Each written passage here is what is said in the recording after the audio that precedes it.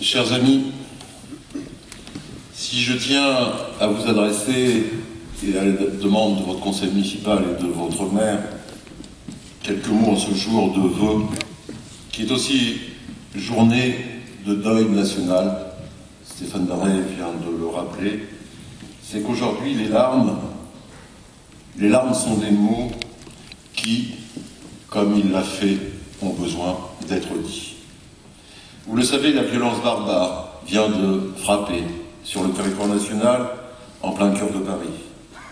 C'est avec consternation, tristesse, colère, que nous apprenions hier le carnage barbare dont était victime la rédaction du journal Charlie Hebdo, ainsi que deux policiers, auxquels s'ajoute le mort tragique ce matin d'une jeune policière municipale à Montrouge. Qui va nous faire rire, puisque son parti, Cabu, Wolinski, Charles, Tini, Honoré, Bernard Maris, Elsa Kaïla, sans oublier les policiers, Franck Brun, Solaban et Ahmed Méradé, l'agent de l'instance Frédéric Boisseau, Michel Renaud et Mustapha Ourad. Tous victimes de la bêtise intégriste que eux combattaient avec un crayon, un papier, mais aussi avec du gaz hilarant. Les joyauderies de Charlie Hebdo ont été tués en même temps que deux policiers.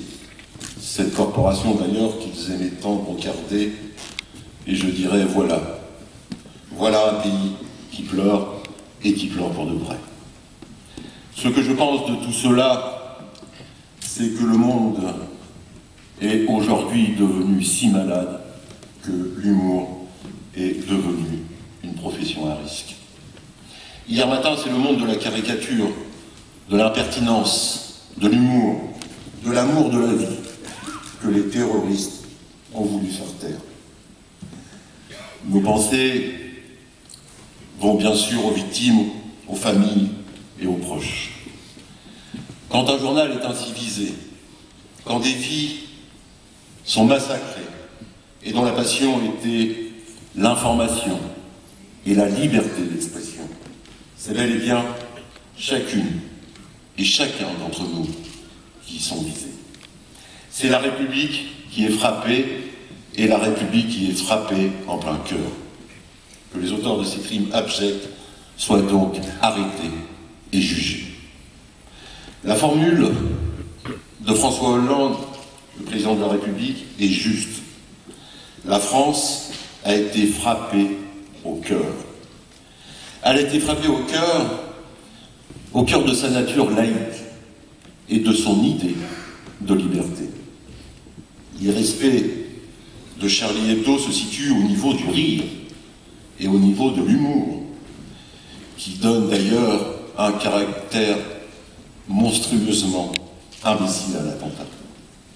Notre émotion ne doit pas paralyser notre raison, comme je dirais que notre raison ne doit pas atténuer notre émotion. Stéphane Barret, votre maire, notre maire, l'a très bien exprimé avant moi, ces crimes horribles nous plongent dans l'horreur et dans la peine. Cette horreur, nous l'avons tous individuellement ressentie au plus profond de nous-mêmes. Cette peine, nous avons ressenti le besoin de la communiquer, de la partager, puisqu'elle nous est insupportable et commune. Hier, comme des centaines de milliers de Français, comme des centaines de milliers d'étrangers, partout à travers le monde, je me suis rendu au rassemblement spontané suite à l'attentat perpétré à Charlie Hebdo.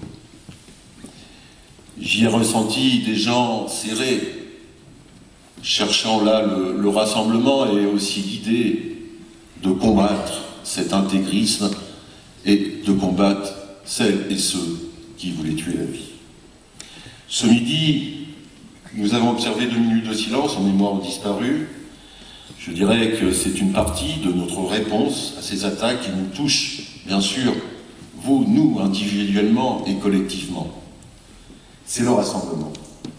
Le rassemblement des femmes et des hommes, sans distinction de pensée philosophique, politique et de conviction religieuse. Ce désir de faire du peuple ensemble, l'unité nationale de toutes les forces républicaines. Gérard Larcher, le président du Sénat, s'exprimait ce matin à ce propos, je le cite. « Face à la barbarie, la République ne peut qu'être forte et unie. Elle doit être rassemblée, auteur de nos valeurs, la liberté, l'égalité, la fraternité. »